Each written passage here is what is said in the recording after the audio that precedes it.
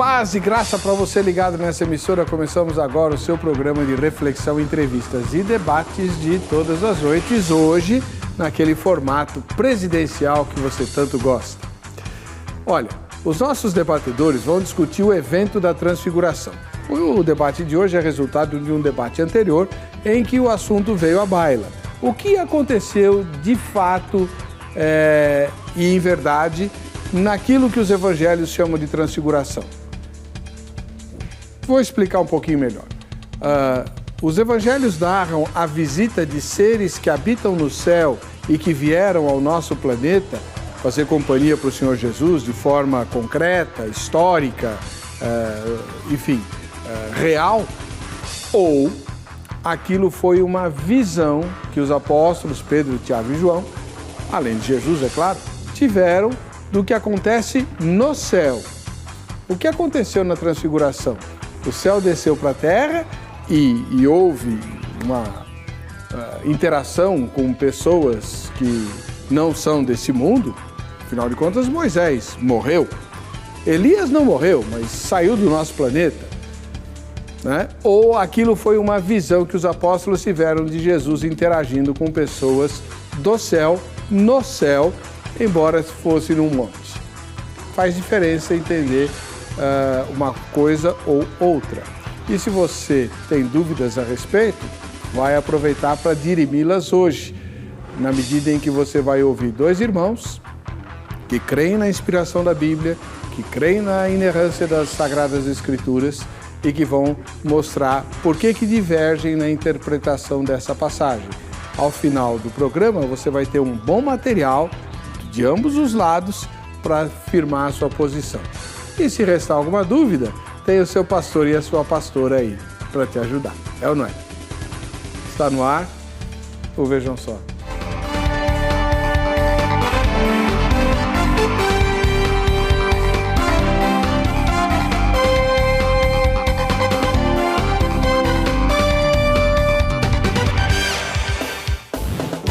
Olá, com grande alegria começamos essa edição do programa Vejam Só, em nome da Academia Teológica da Graça de Deus, a Agrade, que tem presente para você. Basta votar na enquete e você vai estar sempre inscrito ou inscrita para os sorteios que a gente faz aqui, tá bom? Os convidados de hoje são pastor João Flávio Martinez, ele é do Centro Apologético Cristão de Pesquisas e pastoreia a 4ª Igreja Batista lá em São José do Rio Preto, interior de São Paulo. Paz e graça, pastor Martinez, tudo bem com o senhor? Paz e graça, pastor Heber, mais uma vez aqui com vocês no Vejam Só. É um prazer e uma alegria. O irmão viajou de lá para cá? Acabei de chegar, foram 7 horas de viagem, mas eu sei que vale a pena. Onde fica a igreja que o irmão pastoreia? A Igreja Batista, a 5ª Igreja, lá em São José do Rio Preto, fica na rua Antônio Martins André, 395, Jardim das Laranjeiras. É 4ª ou 5ª igreja? 5ª Igreja, perdão, falei 4ª? Não, na minha ficha que está 4ª. Então mas depois igreja... eu mato o Rafael pela 4ª ou 5ª vez? Não tem problema. A gente ressuscita ele depois. Mas olha... Ele morre toda edição aqui, ele morre uma ou duas vezes. Eu queria também dizer para os telespectadores que nós temos um presente para todos eles que quiserem. Nós temos 2 aplicativos o CACP lançou, que é gratuito. Um é a Bíblia Apologética do CACP, que funciona nos celulares para Android, no Play Store, e o outro, o CACP Responde, que é o conteúdo do site dentro do celular. Então, são 2 aplicativos que todo mundo pode ter acesso e que vai ajudar muito na pesquisa teológica e apologética. E se entrar no site do CACP, tem os links? Tem as informações, tem os links, mas quem vai lá no Play Store do Android, né, escreve lá CACP ou Bíblia do CACP, vai aparecer a nossa Bíblia Apologética, com notas de... É a única, na verdade, que existe em aplicativo, e o CACP Responde, que é o conteúdo do site dentro do seu celular. Muito obrigado, pastor. É um prazer. Muito bem-vindo.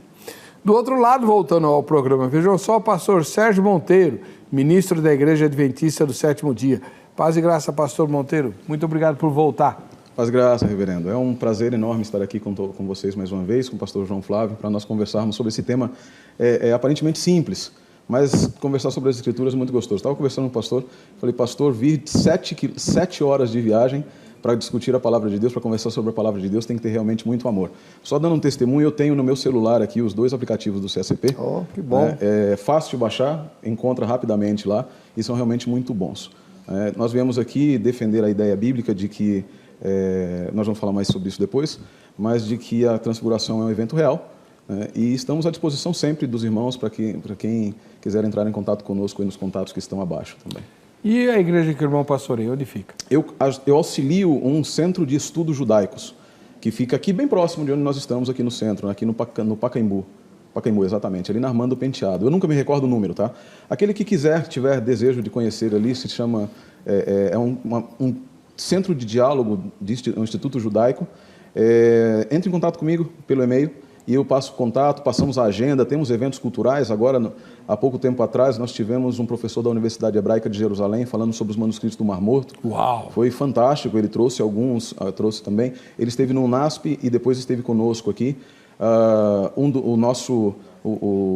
outro pastor que cuida de lá, o Roger Tavares, é um especialista em assuntos árabes. É fantástico com estudar. Nós temos eventos culturais todas as terças-feiras e quartas-feiras. Fantástico. Quem tiver interesse, entre em contato comigo aí no contato que está embaixo, no e-mail, e eu passo a agenda. E vai ser muito gostoso ter vocês lá também. Legal. Muito obrigado, pastor. Seja muito bem-vindo outra vez. Vamos ver a matéria que apresenta o dilema de hoje. Em um dos eventos mais magníficos narrados no Novo Testamento, Jesus está junto com 3 dos seus discípulos em um alto monte. Ele então é transfigurado diante deles e ainda aparecem Moisés e Elias. A fantástica narrativa desse evento está registrada nos evangelhos, mas ainda hoje gera muita polêmica entre os estudiosos bíblicos. Afinal de contas, alguns grupos afirmam que isso aconteceu no mundo real. Outros dizem que foi uma grande visão dos discípulos. Para relembrarmos esse relato, abra sua Bíblia no Evangelho de Mateus, capítulo 17, versículo 2. E foi transfigurado diante deles. O seu rosto resplandecia como o sol, e as suas vestes tornaram-se brancas como a luz. A exaltação de Jesus começa com a ressurreição e vai até a sua segunda vinda. E ela é prefigurada nesse episódio da transfiguração. Na passagem relatada no Evangelho de Mateus, podemos perceber alguns detalhes importantes para o nosso estudo. Até esse ponto, podemos dizer que a maioria dos estudiosos concordam. Porém, isso acaba por aqui. De agora em diante, temos 2 lados bem distintos dessa discussão. Uns afirmam que tudo o que aconteceu nessa alta montanha e está relatado na Bíblia foi real. Moisés e Elias estavam ali. Para outros, esse evento foi na verdade uma visão, algo que serviu para mostrar a glória futura aos discípulos que ali estavam. Vamos analisar essas 2 posturas mais detalhadamente agora, começando com o grupo que acredita que esse episódio aconteceu no mundo real. A ideia é que Cristo sofreu uma metamorfose, uma transformação, e que na sequência apareceram Moisés e Elias, um representando a lei e o outro os profetas. Tudo isso de maneira real, como a própria Bíblia está narrando. Porém, por outro lado, temos aqueles que não aceitam muito bem essa explicação. Afinal de contas, como explicar que Moisés e Elias apareceram ali naquela alta montanha? Para esse grupo, a transfiguração foi uma prévia da visão magnífica do Cristo ressurreto na glória do reino. Esse episódio serviu então para fortalecer a fé dos 3 discípulos que estavam ali com Cristo. Assim, eles puderam ser verdadeiras testemunhas do Mestre. Visão ou realidade? Como devemos entender a passagem da transfiguração? Será que ela aconteceu no mundo real ou foi uma maravilhosa visão que os discípulos tiveram? Nosso debate de hoje vai pegar fogo. É melhor ficar preparado. O Vejam Só já está no ar. E está conosco o pastor João Flávio Martinez, do Centro Apologético Cristão de Pesquisas e que pastoreia a Quinta Igreja Batista lá de São José do Rio Preto. Viajou para estar conosco aqui em São Paulo. Pastor, o senhor vai defender qual ponto de vista?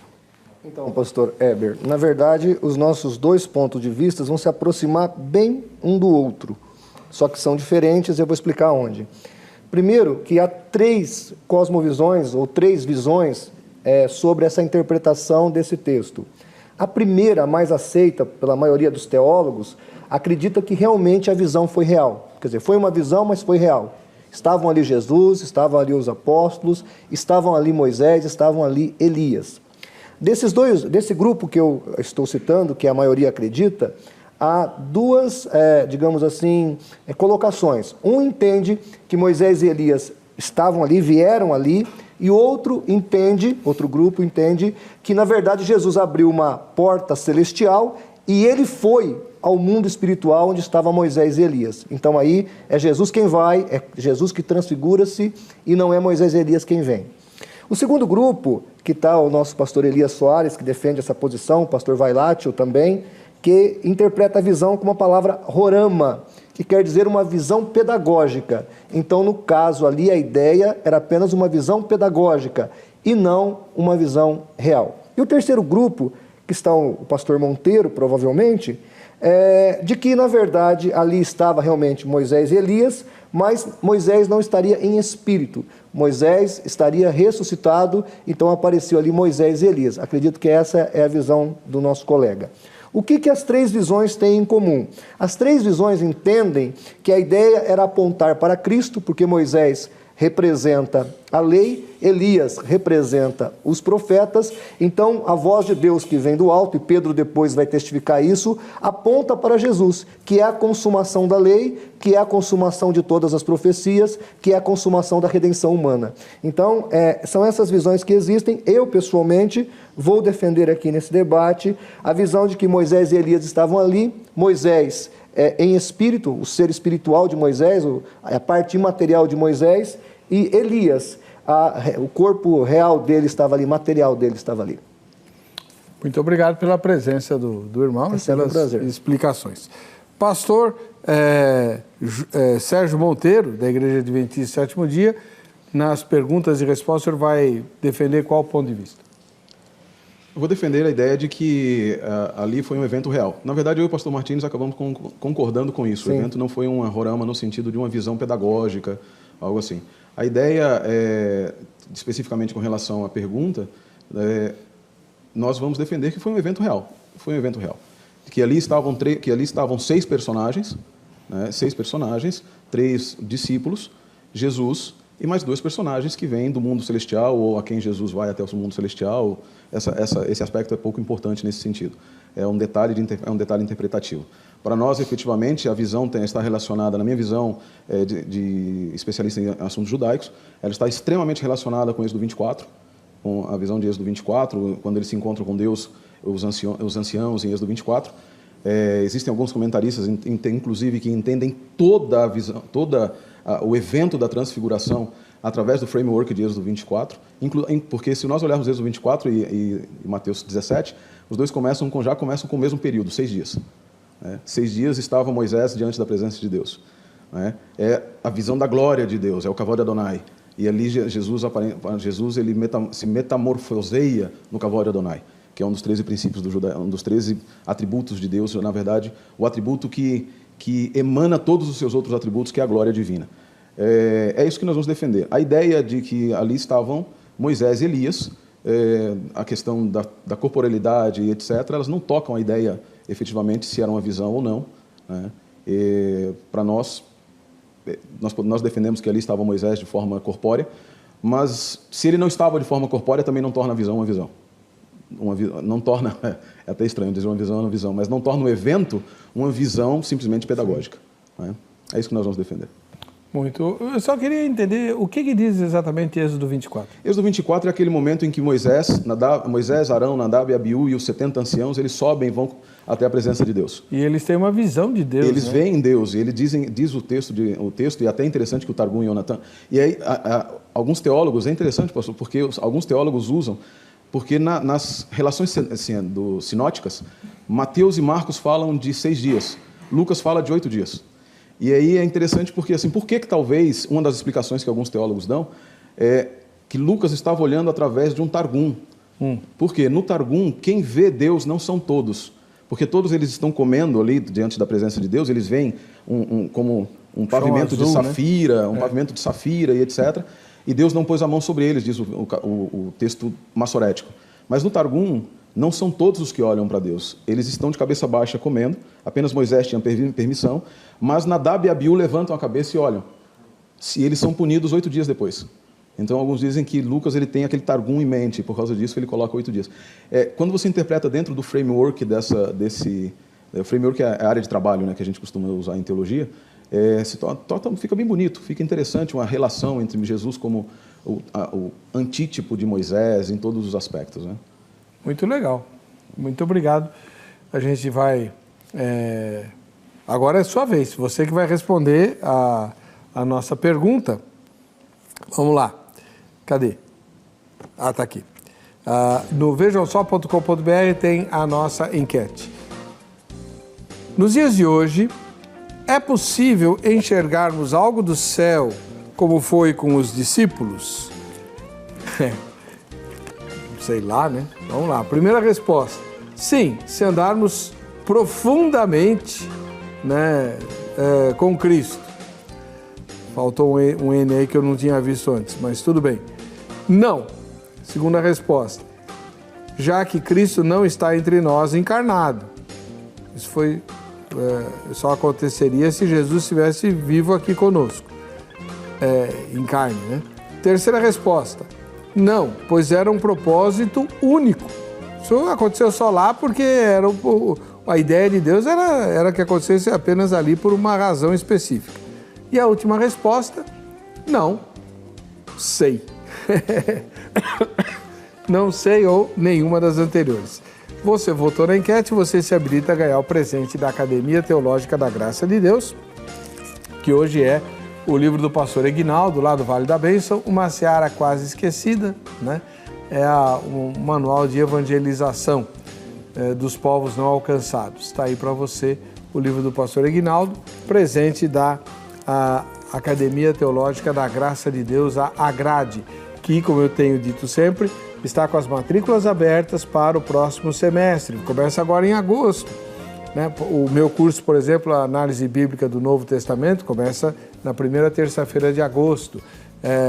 Os cursos bíblicos, teológicos, curso de música, inclusive ensinando a tocar violino, aula de canto, aula de gestão eclesiástica. Tem uma porção de novidades na grade. Então anota o telefone. Amanhã, no horário comercial, você liga e se informa, que agora não tem ninguém lá, mas amanhã no horário comercial você pode ligar. 0 operadora 11 3115 0819 3115 0819 em São Paulo. O curso bíblico está em todas as filiais, são mais de 600, mas há outros cursos em algumas filiais. Você se informa direitinho amanhã, tá bom? E antes de sair para o intervalo, eu quero mandar um ósculo santo e uma gratidão muito especial para o Emídio Lourenço de Carvalho, que é um telespectador muito assíduo nosso. Ele participa de todos os debates pelo site e que foi lá, ele mora no Rio de Janeiro, ele foi lá no Olaria e comprou a camisa oficial do Olaria e mandou também o boné oficial do Rio 2016 para mim. Muito obrigado, viu? Eu cansei de pedir aqui, né? A camisa do Olaria, que era um time que eu ouvia jogando nas principais divisões do futebol brasileiro quando eu era criança, né? Então tinha o Bangu, tinha o Olaria, e o que mais me chamava a atenção era o Olaria, não sei porquê. E aí eu ganhei agora a camisa, inclusive com o meu nome bordado lá, a camisa oficial do clube, veio no envelopinho do clube mesmo, muito bacana. Obrigado, viu, José Emídio Lourenço Carvalho, muito obrigado. Deus abençoe você. A gente vai para o intervalo. Na volta, os nossos debatedores começarão a se digladiar. Muito bem, vamos começar agora o debate para valer. O assunto do nosso debate presidencial é o evento da Transfiguração. E nós estamos recebendo o pastor João Flávio Martinez, do Centro Apologético Cristão de Pesquisas e pastor da Quinta Igreja Batista lá em São José do Rio Preto. Longe para Chuchu, né? Estamos quase... São José divisa com... Tá com Minas e com Campo Grande, Mato Grosso do Sul, né? Quase ali no meio dos dois estados. Calor? bastante. Agora está um pouco frio lá, mas é bastante quente. Quando esquenta, 38, normal, 35. E o pastor tem que pregar de gravata? Então, a minha igreja não obriga, não pede, mas eu gosto de pôr um paletózinho. Às vezes eu vou sem a gravata, porque esquenta muito. O colarinho aqui pega fogo. Mas um paletó a gente acaba colocando e sofre bastante. A igreja que não tem ar-condicionado sofre bastante. Ô, doido. Pastor, sua primeira pergunta. Bem, como eu já disse aqui, a minha defesa vai girar em torno de algo parecido com a do pastor Monteiro. Nós acreditamos que ali aconteceu realmente uma visão, mas há uma coisa que destoa entre nós. Então a minha pergunta, pastor Monteiro, vai nesse sentido. Os pais da igreja, eu formulei aqui a pergunta, cito aqui como exemplo dois, Irineu e Orígenes, além do reformador Lutero, entre muitos outros modernos como Moody, Norman Geisler, Champlin, Hanny Graf, pastor Nathanael Rinaldi, acreditavam que o espírito de Moisés, que havia morrido, conforme Deuteronômio 34:5, apareceu no Monte da Transfiguração, Mateus 17:3, e não o seu corpo ressurreto. A pergunta: estavam errados os pais da igreja, o reformador Lutero e a maioria dos grandes intérpretes da Bíblia, por entenderem que ainda não ocorreu a ressurreição gloriosa e por causa disso, ali estava o Moisés incorpóreo e não o Moisés ressurreto? Você entendeu a pergunta? Entendi. 3 minutos para o senhor. Como eu disse, nós estávamos conversando até antes com o pastor, um pouco com o pastor Martins, esse tema ele é acessório para a compreensão do tema proposto pelo programa. A visão da corporeidade ou incorporeidade de Moisés ali não toca a realidade da visão. Nós não diríamos que eles estavam enganados, satanicamente enganados, de maneira nenhuma, mas pensamos de forma diferente. Pensamos de maneira muito diferente, como pensa o Russell Shedd, aqui falando de teólogo brasileiro, do Russell Shedd, mas como pensa a Enciclopédia Baker, como pensa Jessa Vermes, como pensam outros eruditos também, então, igual monta. É um fato interessante que até Orígenes, praticamente, não existem menções, isso está aqui no Antioch Bible Dictionary, não existem menções à transfiguração nos primeiros pais. É uma coisa interessante. As primeiras menções vão surgir apenas de forma homilética, né? Elas não têm essa preocupação a respeito de quem estava ou quem deixava de estar. Nós acreditamos que Moisés ali estava no decorrência de uma ressurreição. Russell Shedd ele pensa da seguinte maneira, diferente de nós adventistas que pensamos que Moisés foi ressurreto pouco tempo após a sua morte, Russell Shedd pensa que Deus o manteve e o ressuscitou em algum momento, talvez apenas para a ressurreição ali, para aparecer diante de Jesus e o mandou novamente para a sepultura. Outros autores pensam, dentro do contexto de tradições judaicas, de tradições que tiveram impacto sobre a leitura do Novo Testamento, sobre os autores do Novo Testamento, que Moisés havia sido ressuscitado ou sequer havia morrido. Filho de Alexandria, por exemplo, diz que Moisés não tinha sequer morrido. Desculpa, filho de Alexandria não, Flávio Josefo. Flávio Josefo diz que ele sequer havia morrido. Existem referências, por exemplo, no Talmud babilônico, que é o Talmud normativo, o Talmud babilônico Yomá 4, fala que Moisés foi oculto numa nuvem de glória, né?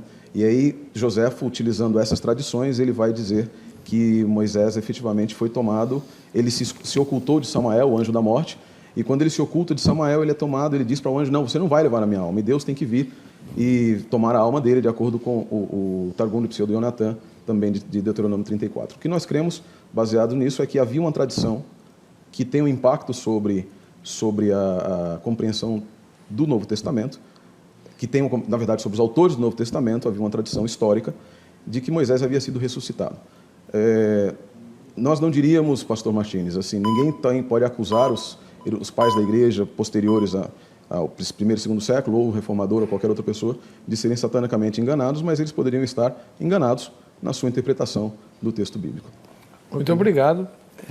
Agora 3 minutos para o senhor, pastor. Ok. Agradeço a colaboração do pastor. Eu acredito, pastor Monteiro, que eles estavam corretos em interpretar o texto dessa maneira. Quer dizer, ali estava o Elias em corpo físico e o Moisés na sua parte espiritual, a sua parte incorpórea. 1 Coríntios, capítulo 15, do verso 20 ao 23, diz assim: mas de fato Cristo ressuscitou dentre os mortos e foi feito as primícias dos que dormem. Porque assim como a morte veio por um homem, também a ressurreição dos mortos veio por um homem. Porque assim como todos morrem em Adão, assim também todos serão vivificados em Cristo. Mas cada um por sua ordem. Cristo as primícias, depois os que são de Cristo na sua vinda. Então, o que está escrito aqui? O que Paulo está dizendo? Que há uma ordem da ressurreição eterna. Houve outras ressurreições, em torno de 10 ressurreições. Entretanto, a ressurreição gloriosa que Paulo explica em 1 Coríntios capítulo 15, ela só vai acontecer na volta de Jesus, no arrebatamento da igreja. Aí começa essa ressurreição gloriosa para uma, digamos assim, uma vida eterna com um corpo glorificado. Então, o que nós observamos em Paulo, e provavelmente Lutero, Orígenes, Irineu e todos os citados aqui que eu acabei de falar, entram por esse caminho. O Dr. Moody vai falar o seguinte, no seu livro Comentário Bíblico Moody, volume 4. Ele fala o seguinte: considerando a transfiguração como uma pré-estreia do reino messiânico, alguns veem em Moisés, que já tinha morrido, e Elias, que passara desta vida para outra, os representantes dos dois grupos de Cristo, que trará com ele para estabelecer o seu reino, santos mortos ressuscitados e santos vivos transladados. Do mesmo modo, os 3 discípulos são considerados representantes dos homens vivos na terra por ocasião do segundo advento. Ou seja, o que nós observamos então, que o texto é claro, o texto deixa muito explícito que nós não teríamos como ter ali, a não ser como o pastor citou ali, né? Alguém sugeriu que Moisés teria ressuscitado e voltado a morrer, porque nós temos exemplos de casos de pessoas que ressuscitaram e voltaram a morrer. Entretanto, como Moisés está morto, e Deuteronômio 34:5 deixa claro, e 1 Coríntios 15, do 20 a 23, explicita que não tem como outra pessoa aparecer nessa figura, ressurreta eternamente. Nós entendemos então ali que é a figura espiritual de Moisés. E é preciso citar aqui, que eu acho interessante, a pastora Valnice Milhomes traduziu um livro de uma pessoa ressurreta antes da hora, que foi ao céu, etc. Isso acabou sendo uma coisa bem fora do parâmetro teológico, justamente porque fugiu 1 Coríntios 15 a 23. Muito obrigado. Vamos lá, agora é o pastor Sérgio Monteiro, da Igreja Adventista Sétimo Dia, que vai fazer a primeira pergunta dele. Pastor, reverenda, na verdade, assim, quando nós estávamos conversando sobre o tema do programa, nós preparamos perguntas para que se tivesse a ideia de que fosse uma visão apenas, né? Mas vamos, pelo visto, nós vamos acabar discutindo aqui a ressurreição não de Moisés, que é o tema predileto, de toda vez que um adventista aparece falar sobre ressurreição e imortalidade, o povo gosta de questionar esse tema, né? Ou Ellen White, né? Mas tudo bem, vamos comentar sobre esses temas também. Mas a pergunta bem simples aqui é assim: pastor Martins, em que a corporeidade ou não de Moisés afetaria a realidade ou a realidade da transfiguração? O senhor pode repetir a pergunta? Posso. Em que a corporeidade de Moisés, ou seja, o fato de Moisés estar ressuscitado ou aparecer ali em seu corpo glorificado, como diz o Jamierson, o pastor Jamierson na Bíblia Apologética, ou um espírito, etc., afetaria a realidade, a compreensão da visão, a compreensão da transfiguração, como uma visão ou como um evento verdadeiro? O senhor entendeu a pergunta, né, pastor? Eu entendi, eu só quero fazer uma correção sobre a questão da Bíblia Apologética, né? Porque a Bíblia Apologética diz assim: o diálogo ocorreu entre Jesus, Elias e Moisés em corpos glorificados. Se nós lermos todo o contexto, eu sou um dos autores da Bíblia Apologética também, 2ª e 3ª edição, eu trabalhei nas edições da Bíblia Apologética. Se nós entendermos o que está escrito aqui, provavelmente não foi o Jamierson, foi o pastor... Ele foi o editor, ele era o editor dos editores, né? É isso. Foi o pastor Natanael Rinaldi que deve ter feito esse texto, ou o pastor Antônio Fonseca.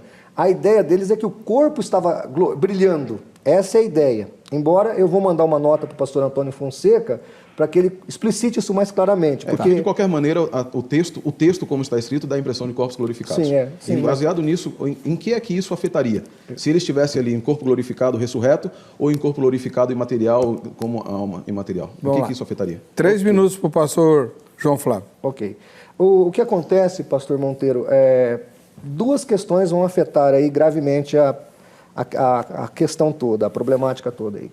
Primeiro, Paulo fala que as primícias dos mortos é Jesus. 1 Coríntios 20 e 23 deixa explícito isso. Jesus 15, 20, é a primícia dos mortos. Então, nós não temos como fugir dessa realidade, dessa primeira realidade. E a segunda questão é que se, porventura, nós estamos ali com a incorporealidade de Moisés, a vida após a morte é uma realidade. E por que a imortalidade, nesse caso, é tão importante para a teologia protestante, clássica, ortodoxa? E isso, acho que já foi falado aqui em outro programa com outros debatedores também. Sobre a questão de Jesus Cristo. Jesus Cristo era 100% homem e 100% Deus. E como homem, Jesus morreu. E essa questão da imortalidade da alma, da vida após a morte, ela é muito relevante porque ela não afeta a antropologia. Antropologicamente falando, nós não teríamos problemas. Você mesmo até comentou, pastor Heber, né? Isso não vai mudar porque quem vai para o céu ou não vai para o céu por causa disso. E eu também concordo com o senhor. Realmente, independente da pessoa crer de um jeito ou de outro, não vai mudar a sua fé em Jesus Cristo, que é importante para a sua salvação. Mas a questão vai afetar a cristologia. E a cristologia, que no caso aqui nós dois cremos na Trindade, foi a grande questão levantada pelos pais da igreja, pelos teólogos, pelos reformadores, pelos teólogos modernos, porque essa é a problemática. Se não tivesse isso, né, por exemplo, as testemunhas de Jeová não tem problema quanto a isso, porque para eles Jesus é apenas um ser criado. Então esse ser criado ficar 3 dias inconsciente não entra em voga. Mas nós, como trinitários, como pessoas que acreditam no Pai, no Filho e no Espírito Santo como sendo Deus, ter Jesus no seio da terra, morto, inconsciente, inexistente por 3 dias, é bastante grave. Então, quando eu fui estudar, pastor Monteiro, o que eu observei é que os estudiosos, seja Irineu, seja Tertuliano, seja Lutero, seja Calvino e outros reformadores, a preocupação desses reformadores era com relação à cristologia e não com a antropologia. Então, qual é a grande questão? A questão é essa. Então, primeiro, vai desfigurar 1 Coríntios 15, de 20 a 23, porque Paulo coloca Jesus como as primícias, aí no caso seria Moisés ressurreto e não... Elias também, porque alguns dizem que Elias também teria já recebido um corpo glorificado, então ele nem teria passado pela morte, mas já teria esse corpo glorificado. E o texto fala que esse corpo glorificado, nós receberíamos ele apenas na volta de Jesus. Muito obrigado, pastor. Eu agradeço. Pastor Monteiro, seus comentários. Eu agradeço a resposta do pastor Martínez, mas eu sinto que a pergunta talvez eu não tenha colocado de forma correta. Porque o pastor falou sobre a imortalidade da alma, etc. Mas eu não perguntei sobre a imortalidade da alma, nem sobre o impacto da transfiguração, da presença de Moisés, na doutrina da imortalidade da alma, nem sobre absolutamente nada. Mas sobre a realidade ou não da transfiguração. Apenas ali na questão da transfiguração. Não muda nada. Não, ok, mas assim, de qualquer maneira, na verdade muda bastante. Mas assim, a pergunta foi especificamente com relação a Mateus 17. Mateus 17, Marcos 9 e Lucas 9. De qualquer maneira, falando sobre alguns dos textos que o pastor citou, para nós entrarmos... Na verdade, acabamos saindo da discussão, mas vamos entrar aqui num texto, por exemplo, 1 Coríntios 15. É um texto extremamente mal utilizado, muitas vezes, porque toma a palavra aparquê como primícias no sentido cronológico, quando ela tem no sentido de primazia. E tanto é assim que o próprio texto, não apenas a palavra aparquê, que aparece ali em 1 Coríntios 15, 23, mas a palavra imediatamente anterior... O texto, efetivamente, diz assim, ekastos de ento idio tagmati. Essa palavra tagma, ela é uma palavra que não tem sentido, não tem conotação dentro do grego, não só no grego do Novo Testamento, mas no grego da Septuaginta e no grego cotidiano, no grego clássico. Ela não tem conotação de temporal.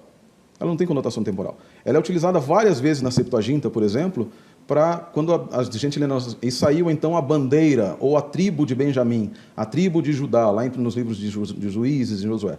Ali aparece tagma na Septuaginta. Tagma quer dizer rank, quer dizer colocação, quer dizer grupo.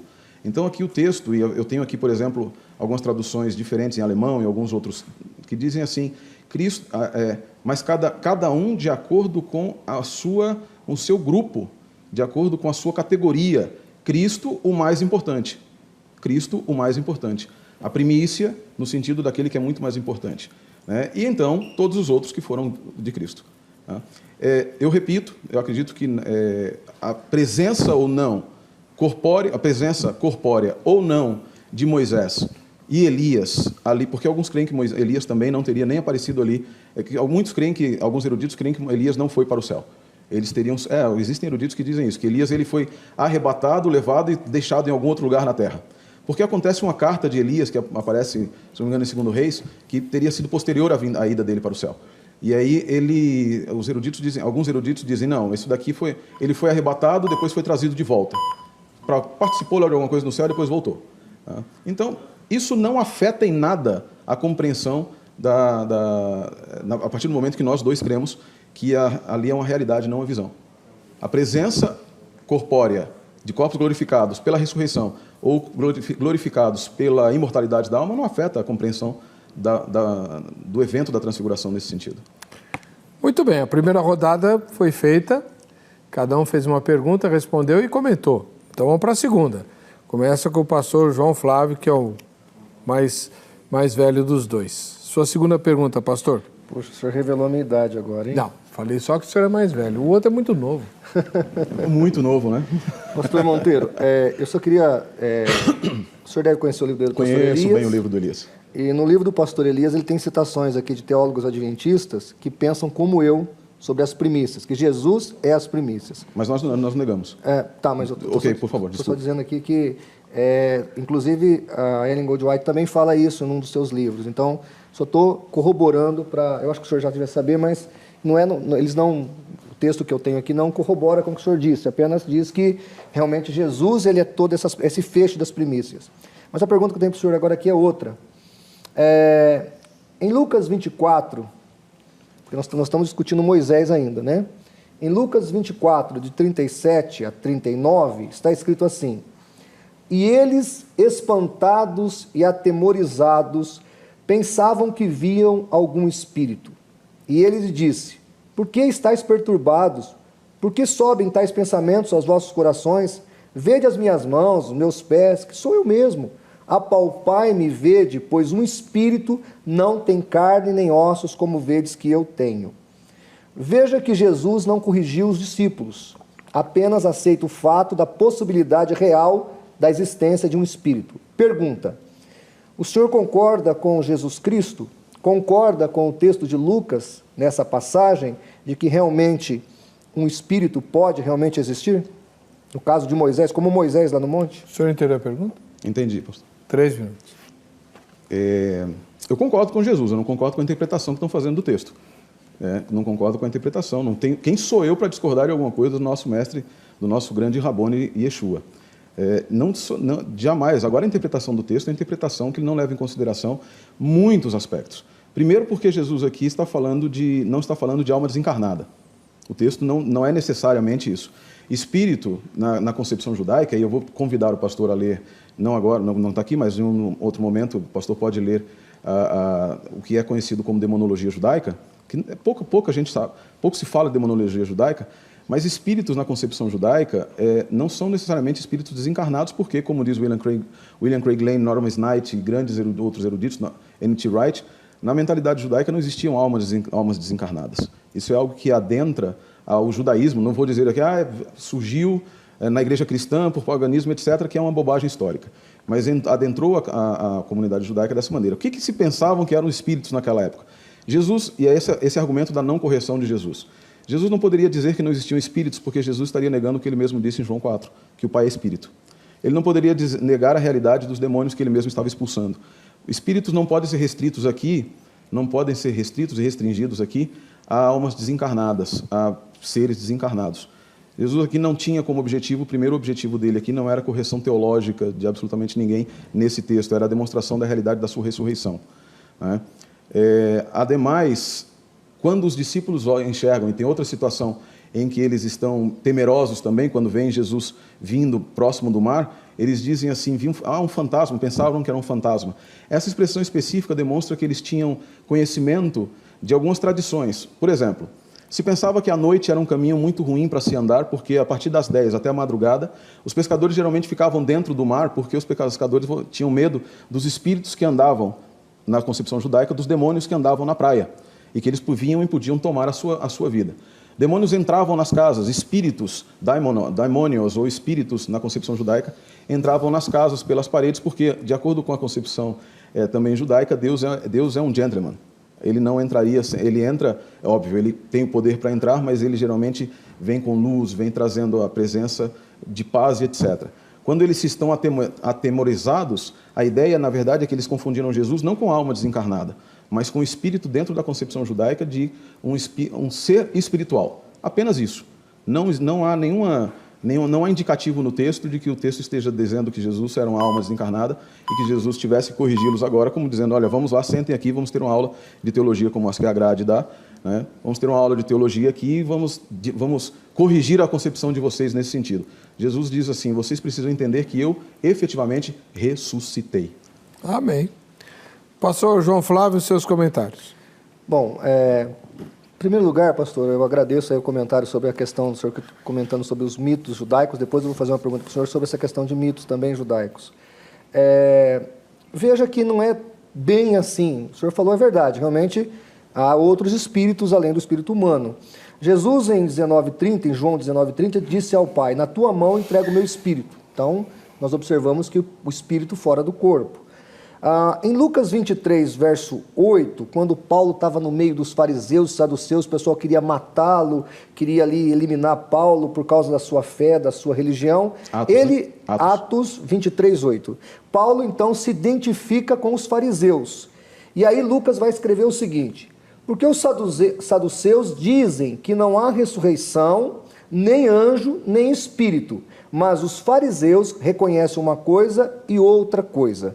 Ou seja, essa discussão sobre a mortalidade, a imortalidade da alma, se Moisés estava ali ou não, é uma coisa que remonta até antes de Cristo. Quer dizer, os fariseus e os saduceus, essa discussão já é antiga entre eles, tá? O grande ramo do judaísmo eram os fariseus, e eles acreditavam que havia a possibilidade clara de que o indivíduo subsistisse à morte do corpo. E aí Paulo vai deixar, aliás, Lucas aqui vai contar essa história de Paulo, e ele vai escrever, olha, os saduceus negam a ressurreição, negam anjos, negam espíritos, mas nós, os fariseus, no caso Paulo está se identificando com esses fariseus, acreditamos numa coisa como na outra. Ou seja, o Lucas aqui está escrevendo claramente e está explicitando de maneira lógica que há a possibilidade real de que um espírito sobreviva à morte do corpo. Por que estou dizendo isso? Porque Moisés, Deuteronômio 34, 5 e 6, morreu. E agora ele está aparecendo aqui no Monte da Transfiguração. Ou seja, é uma prova real, cabal, de que o homem sobrevive após a morte, de que o homem realmente não fica num sono profundo ou num ato de dormência, de esquecimento durante a sua morte, mas que ele está consciente, como está em Filipenses 1, 21 em diante, que está com Cristo na glória de Deus. Muito obrigado, pastor. Sempre às ordens. O tempo do blog estourou. Na volta, nós vamos para a segunda pergunta do irmão. Tá bom? A gente já volta já.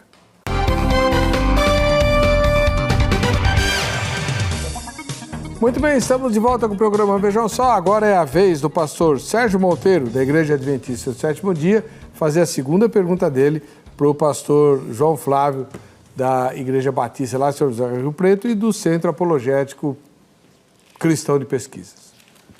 Pastor, falando especificamente, voltando para o tema da transfiguração, e mais uma questão mais retórica do que apologética efetivamente, ou de interpretação, o senhor acredita que os eventos históricos, aqui, para quem pensa que é uma visão, o senhor acreditaria que os eventos históricos, os eventos do Êxodo, narrados no Êxodo, eles foram históricos ou eram apenas visionários? O senhor pode dar algum exemplo? Por exemplo, as pragas do Egito. Ok.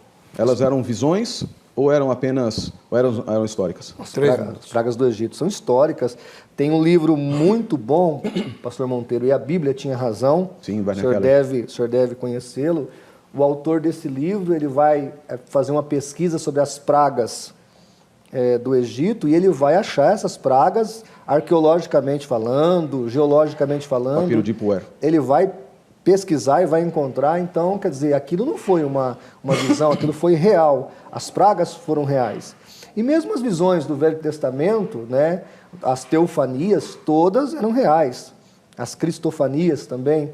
Então nós temos no Velho Testamento visões bem plausíveis e tangíveis. E temos também visões pedagógicas, né? Visões ilustrativas, como aquela que no Novo Testamento, no caso em Atos, né?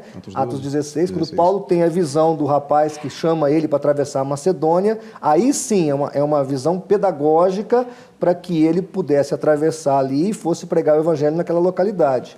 Agora, a maior parte das visões da Bíblia são tangíveis, né? Elas são reais. Nós cremos no mundo espiritual.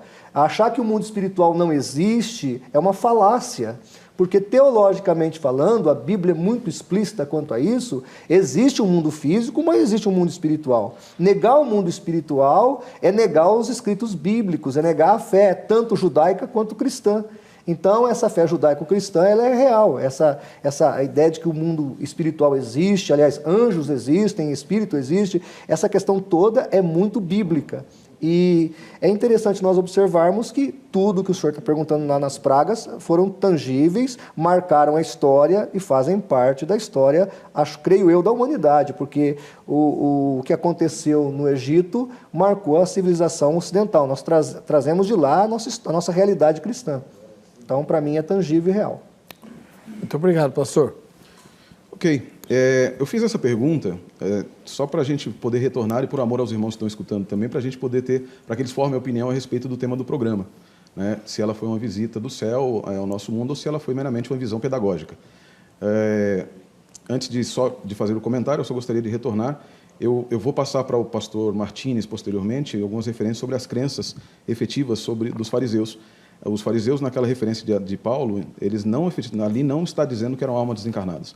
Eles criam no mundo espiritual, diferente dos fariseus, mas eles criam que espíritos eram demônios. Eram demônios, era dessa maneira que se pensava, que o judeu pensava.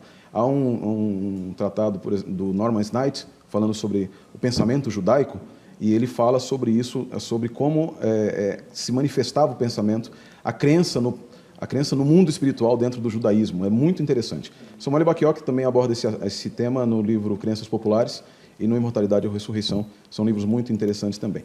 Com relação à pergunta que eu fiz pedagogicamente, para que nós pudéssemos, uma pergunta simples, assim, para o pastor Martins poder trazer exatamente isso que ele que apresentou, é um fato, porque e isso tem impacto sobre a crença da transfiguração, porque a mesma palavra que é utilizada em Mateus 17, verso 9, Rorama, ela é utilizada em Deuteronômio 24, verso 8, em Deuteronômio 28, versos 30 e 67, quando fala dos grandes terrores que Deus trouxe, ele diz assim: vocês ficarão enlouquecidos pelos terrores, pelos milagres que vocês verão através da minha mão. E essa expressão milagres, né, os grandes terrores, é Rorama.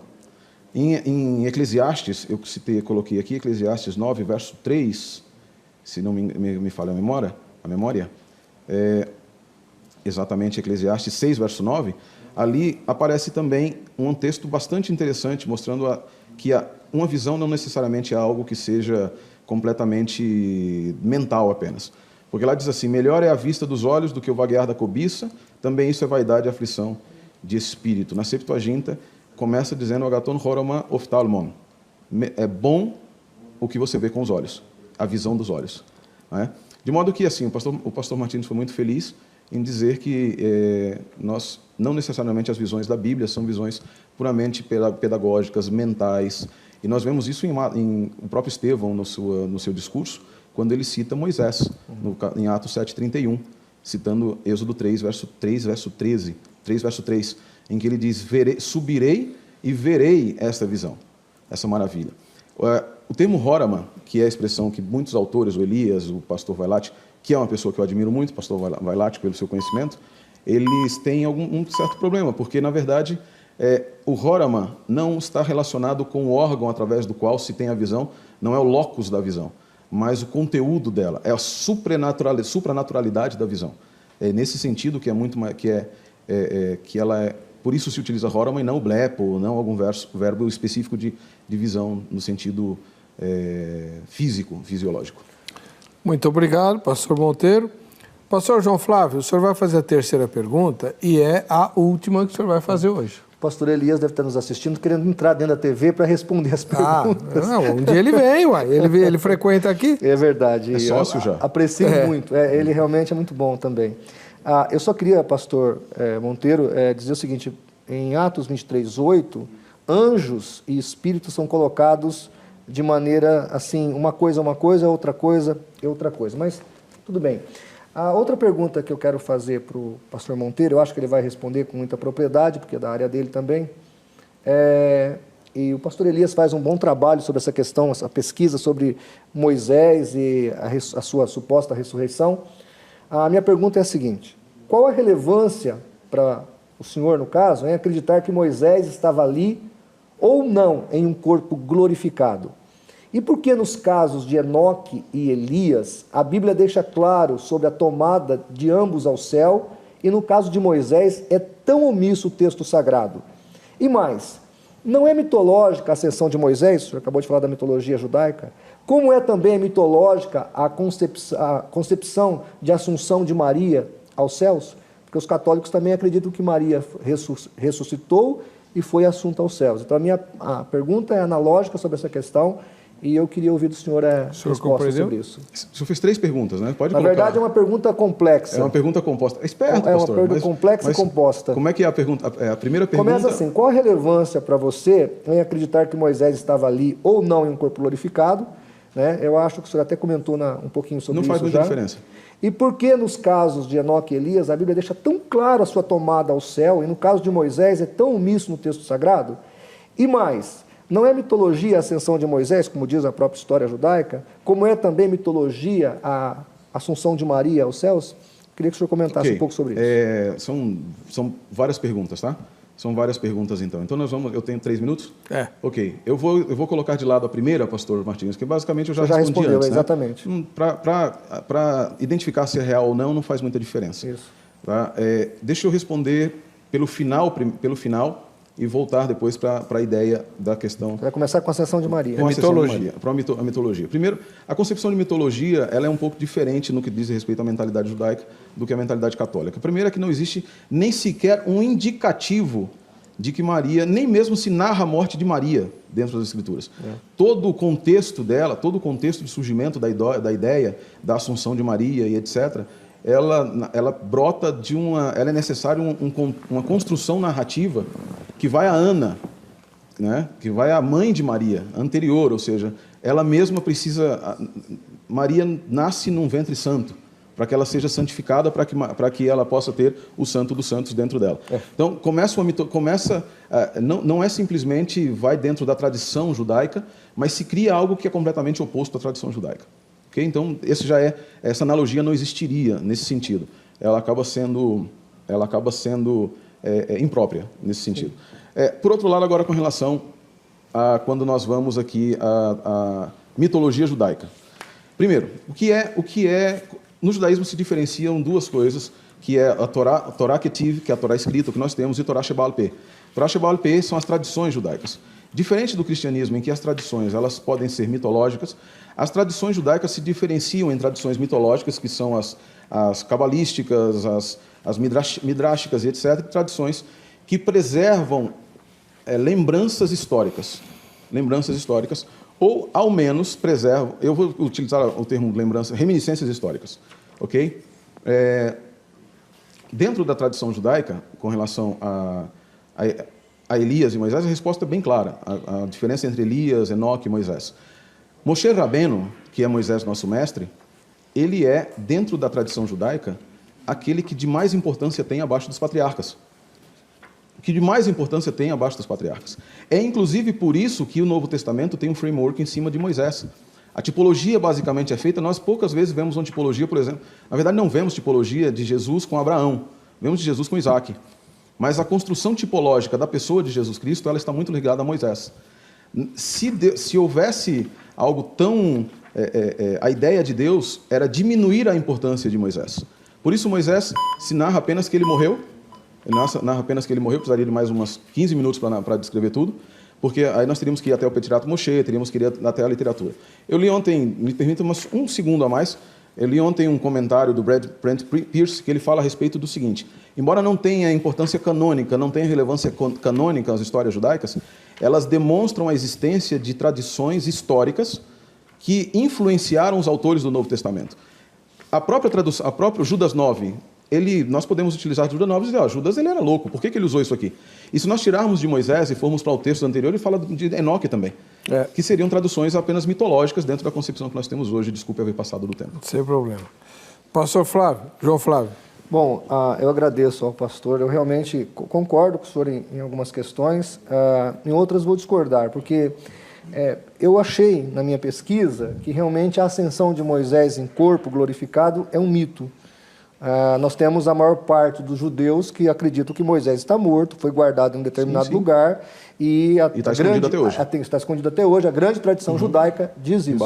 Tá? Então, só a minha pesquisa não foi talvez tão acurada quanto a sua, que o senhor estuda essa questão, mas ela mostra claramente que essa tradição, esse mito da ascensão de Moisés aos céus, é apenas alguns grupos que defendem, a maioria não defendem. Com relação à concepção de que Maria também foi assunta ao céu, isso é absurdo, ela não foi glorificada. Eu volto a bater na tecla, pastor, que eu entendo que ali aparece o espírito de Moisés e não o corpo glorificado de Moisés. E eu até achei que o senhor ia me perguntar isso, né? Mas isso é uma visão espírita, isso aí é uma sessão mediúnica, e eu gosto muito quando os espíritas me abordam pensando dessa maneira, que os kardecistas estudam muito a Bíblia. E aí eu abordo da seguinte maneira com eles: se nós observarmos a questão de Mateus 17, nós vamos ter vários problemas para eles. Por quê? Dentro de uma sessão espírita. Porque não é uma sessão espírita ali. Primeiro, que não houve invocação de mortos. Segundo, que foi Jesus quem foi, não foram eles que voltaram, na minha visão.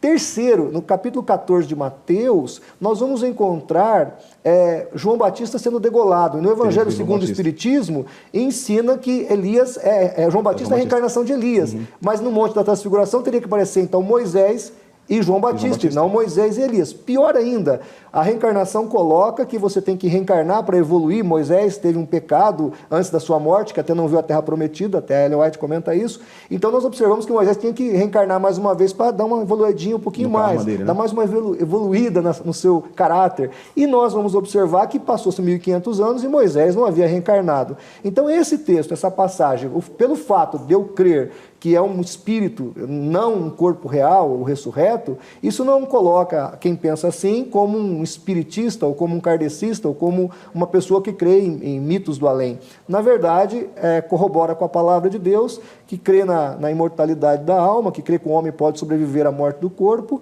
e ali nós temos então Moisés, o espírito de Moisés, e Elias, o corpo de Elias, tendo uma conversa com Jesus, sendo que Jesus é o centro da conversa, é o objetivo da conversa, é quem foca todas as nossas atenções.